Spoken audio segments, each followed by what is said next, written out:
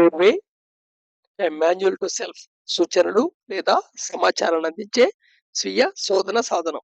తీవ్రమైన మరియు నిజాయితీ గల సహ అభ్యాసకుల కోసం ఈ వీడియోల శ్రేణి వేచి ఉంది. సో, ఇక్కడ మన స్క్రిప్చర్స్ ప్రకారంగా ఆధ్యాత్మిక లిటరేచర్ పరంగా ఒక హిపోథెసిస్ కింద కన్సిడర్ చేసి మనం తెలుసుకోవడానికి ప్రయత్నం చేస్తున్నామన్నమాట. సో, దీని ద్వారా what need to be done అనేది తెలుస్తుంది. సో, ఇన్కార్నేషన్ అనే సిరీస్‌లో ఉన్నాం మనం. ఇది cycle of birth and death గురించి మాట్లాడేది ఇది. ఇన్కార్నేషన్ అనేది ఒక ఫినామినా. డిస్కార్నేషన్ అనేది ఒక ఫినామినా. ఇన్కార్నేషన్‌లో ఈ sense of consciousness, resultant thought patterns, resultant intensities and information recorded in మహా రీజియన్ రికార్డింగ్ మానిటర్స్. ఇవన్నీ కలిపి చూస్ చేసుకుంటాయి ఎక్కడ పుట్టాలి, ఎవరికి పుట్టాలి అనేది.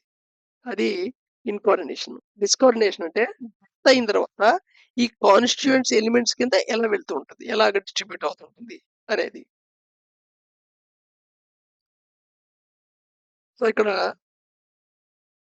మన మైండ్‌లో పెట్టుకోవాల్సినవి ఏంటంటే రింగ్ పాస్ నాట్ అంటే మహారీజియన్.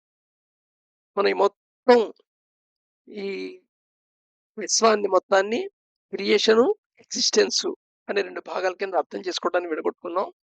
క్రియేషన్‌లో సత్యం, పహ, జల. అదే ఎగ్జిస్టెన్స్‌లో శివః, భువః, భూ. ఈ రెండిటిని వేరు చేసుంటే వాస్ట్ ఏరియా అది రింగ్ పాస్ నాట్. సో, అది రింగ్ పాస్ నాట్. మహారీచి అన్నమాట. భూర్భువః స్సువః మహా, జనః, తపః, సత్యం అంటారు గదా! సో, ఆ మహా అన్నమాట. మహారీజియన్. సో, ఇక్కడ ఇంపార్టెంట్ ఏమిటాయంటే ఇక్కడ రికార్డింగ్ మానిటర్స్ ఉంటాయి. భూర్భువస్సువ మూడిట్లో ఏమి ఎక్స్‌పీరియన్స్ అయ్యావో మొత్తం రికార్డ్ అవుతాయి. ఇక్కడ దీంట్లో ఈ రికార్డ్ అయింది టెంప్లేట్ కింద పనిచేస్తుంది. What kind of experiences are required to ఎలాంటి పరిస్థితులు కల్పించాలి, ఎలాంటి పరిస్థితులు రావాలనేది. ఎందుకని ఆ పరిస్థితులు రావాలి? ఇదేం పనిష్మెంట్ కాదు. ఇది కేవలం to redeem and to learn. ఇది జ్ఞానభూమి కాబట్టి ఏదో తెలపటానికి, ఏదో నేర్చుకోవడానికి వస్తుందన్నమాట. అది నేర్చుకునేదాకా రకరకాలుగా ఆ సిట్యుయేషన్ నీకు కలిగిస్తుంది. అలాగే sun, essence of consciousness, receiver point, moon, astral body అది డిస్ప్లేట్ అయ్యేదాకా receiver point, thought patterns resultant ఇండస్ట్రీకి, వాసనాస్‌కి రిజ receiving points, planets. So, physical body disintegrate అయిపోయిన తర్వాత మనకి astral body, resultant intensity, resultant thought patterns, causal body, even fragmentary along with essence of consciousness remain ఉంటాయి. అయితే ఫిజికల్ బాడీ లేకపోవటం వల్ల కంట్రోల్ చేసే అడ్హెసివ్ అండ్ కొహెసివ్ ఫోర్సెస్ ఉండవు కాబట్టి ఇది ఎక్స్‌పాండ్ అవుతుంది. ఈ ఎక్స్‌పాండ్ అయిన కండిషన్‌లో దీన్నే డిజైర్ బాడీ అని నో చెప్తూ ఉంటారు. ఎక్కడైనా సరే డిజైర్ బాడీ అనేది ఎక్కడైనా తగిలింది అంటే ఈ స్పిరిచ్యువల్ స్టడీస్‌లో వెంటనే అర్థం చేసుకోవాల్సింది ఇది కాంబినేషన్ ఆఫ్ దీస్ ఆల్ మాట. ఇయన్నీ కలిపేసి point of essence of being అని చెప్పొచ్చు. డిజైర్ బాడీ అది. ఈ డిజైర్ బాడీ ప్రాబ్లమ్ ఏంటంటే కొన్ని డిజైర్స్ ఉంటాయి. డిజైర్స్ ఉన్నాయి. బట్ కానీ ఆ డిజైర్స్ తీర్చుకోవడానికి కావాల్సిన ఫిజికల్ బాడీ లేదక్కడ. సో, అందుకోసం అని నెక్స్ట్‌గా సపోజ్ దానికున్న డిజైర్స్ హ్యాపీ డిజైర్స్ అని ఉన్నాయనుకోండి. తృప్తి, కంపాషను ఇలాగా హ్యాపీ డిజైర్స్ రిలేటెడ్ ఉన్నాయనుకోండి. అదే ఆనందం, ఆ ఆనందమే రెట్టింపై ఉంటుంది. ఎక్స్‌పాండ్ అయ్యి. అదే సపోజు తీరని కోరికలు ఉన్నాయనుకోండి. ఆటోమేటిక్‌గా అవే చాలా ఎక్స్‌పాండ్ అవుతాయి. ఎంత ఇంటెన్సివ్ అయిపోతాయంటే అవి తీర్చుకోవడానికి సాధనం లేదు. హ్మ్. సో, దాన్నే మనం నరకము అనే స్థితి చెప్పొచ్చనమాట. యాక్చువల్‌గా స్వర్గము, నరకము అంటే ఈ స్థితే. ఈ డిసైడ్ బాడీ దాని హ్యాపీయెస్ట్ సిట్యుయేషన్‌ని చాలా ఎగ్జాజరేట్‌గా ఎక్స్‌పీరియన్స్ అవుతుంటుంది. కానీ ఆ ఎక్స్‌పీరియన్స్ మొత్తాన్ని అనుభవించడానికి ఫిజికల్ బాడీ లేదు. అలాగే దానికుండే అన్‌హ్యాపీనెస్ మొత్తాన్ని కూడా వ్యక్తం చేయటానికి ఫిజికల్ బాడీ లేదు. సో, దేర్‌ఫోర్ డ్రాస్టికల్‌గా మల్టిప్లై అవుతుందన్నమాట. The Dzire body. అందుకని ఈ డిజైర్ బాడీ ఏ ఫేజ్‌లో ఉంటే దాన్ని బట్టి స్వర్గ స్థితిలో ఉంది లేదా నరక స్థితిలో ఉంది అని మనం అర్థం చేసుకోవచ్చు.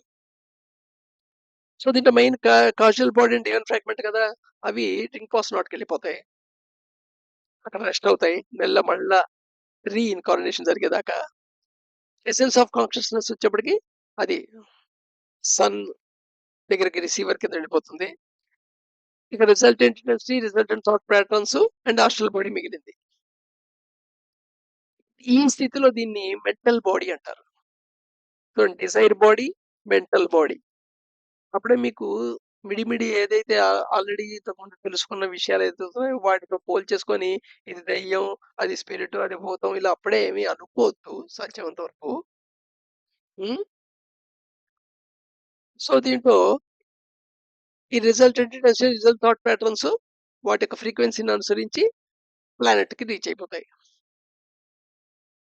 ఇక ఆస్ట్రల్ బాడీ ఒకటి మిగిలిపోయిందిగా. ఆస్ట్రల్ బాడీ మూన్ బియాండ్ పొజిషన్‌లోకెళ్ళిపోతుంది. నైట్ మాత్రమే అది మళ్ళా ఎర్త్‌ని చేరుతుంది. డే టైమ్‌లో అంతా మూన్ దగ్గరే ఉంటుంది. మూన్‌కి ఆవల వైపే ఉంటుంటుంది. మళ్ళా ఇక్కడ రాత్రి టైమ్‌లో మళ్ళా ఇక్కడికొస్తుంటుంది. మళ్ళా మూను ఒక ఆవల వైపుకెళ్తూ ఉంటుంది. ఇక్కడ గమ్మత్తు అందుకని మూన్ 24 అవర్స్‌లోనే తిరుగుతుంటుంది తన చుట్టూ తాను.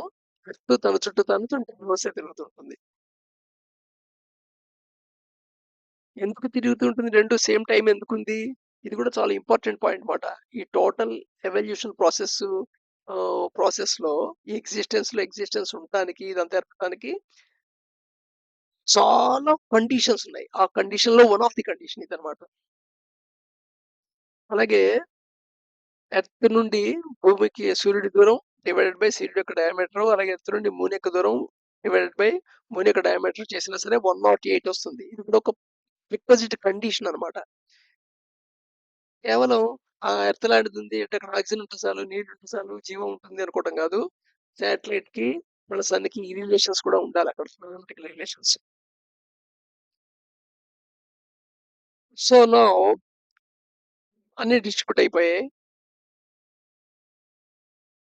అయితే ఈ యాస్ట్రల్ బాడీ మటుకు అని చెప్పాం గదా!